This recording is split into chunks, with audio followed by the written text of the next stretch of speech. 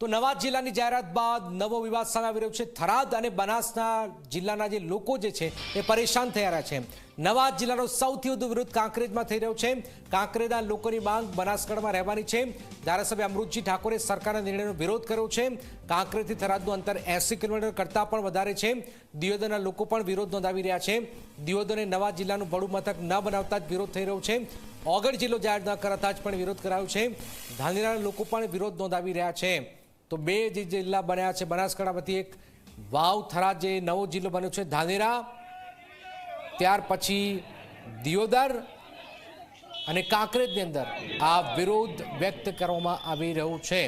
થરાદ અને બનાસકાંઠા જિલ્લાના લોકો પરેશાન થયા છે। રસ્તા પર લોકોએ ઉતરી વિરોધ વ્યક્ત કર્યો છે।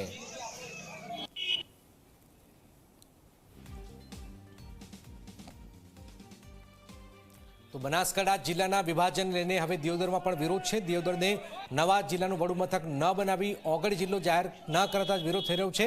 દિયોદરના વેપારીઓ રોડ પર ઉતરી ગયા। વેપારીઓ અને ગ્રામજનોએ ધંધો રોજગાર બંધ કરવાની અપીલ કરી। રેલી યોજીને વેપારીઓ વિરોધ નોંધાવ્યો છે। રેલીમાં જિલ્લા કોંગ્રેસના પ્રમુખ ભરતસિંહ વાઘેલા પણ જોડાયા હતા। એવું આજે આ દિયોદરની જનતાએ એક નિશ્ચય કર્યો છે કે ભાઈ અમારે જિલ્લો અમને ઓગળ જિલ્લો આપવો જોઈએ। આજે ગાંધીનગરનું રાજ્ય કક્ષાનું કોઈ કામ હોય તો અહીંનો ખેડૂત કે અહીંના વેપારી વર્ગ કે અહીંના થરાદ જાય અને થરાદથી પાછો એને ગાંધીનગર જવું પડે। આ એક ડબલ અંતર એને કાપવું પડે। એક દિવસની અંદર એનું કામ પણ ના થઈ શકે। એટલે લોકોને ખૂબ તકલીફ ઊભી કરવા માટે આ એક થરાદ જિલ્લાની જાહેરાત થતાં આ વિસ્તારના લોકોએ એવો નક્કી કર્યું છે આજે બજાર બંધ છે, કાલથી અવનવા કાર્યક્રમો આપી અને આ જિલ્લો ઓગળ જિલ્લો જાહેર થાય।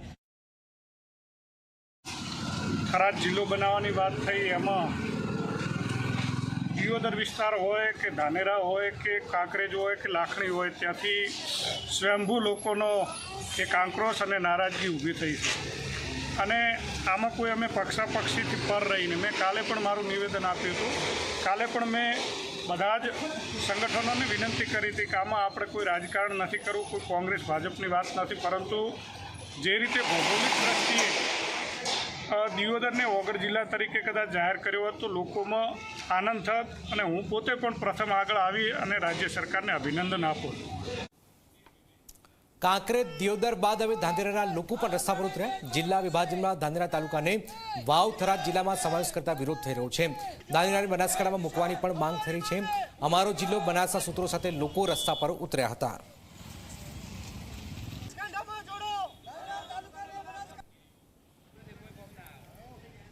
ધાનેરા અને કાંકરેજ તાલુકાને વાવ થરાદ જિલ્લામાં વિભાજિત કરી દેતા જ વિરોધ થઈ રહ્યો છે।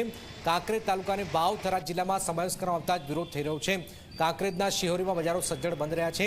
શિહોરી વિસ્તારના વેપારીઓએ પણ સજ્જડ બંધમાં સમર્થન આપી સરકારના આ નિર્ણય સામે વિરોધ કર્યો છે। કાંકરેજ તાલુકાને બનાસકાંઠામાં જ રાખવા અથવા તો પાટણમાં સમાવેશ કરવાની ઉચ્ચારી છે ચીમકી। તો જ્યારે ધાનેરા ધારાસભ્ય માવજી દેસાઈ, પૂર્વ ધારાસભ્ય નાથાભાઈ પટેલ સહિતના લોકોએ સરકારના નિર્ણય સામે વિરોધ વ્યક્ત કર્યો છે। ધાનેરા અને કાંકરેજને બનાસકાંઠામાં જ રાખવાની માંગ ઉઠી રહી છે।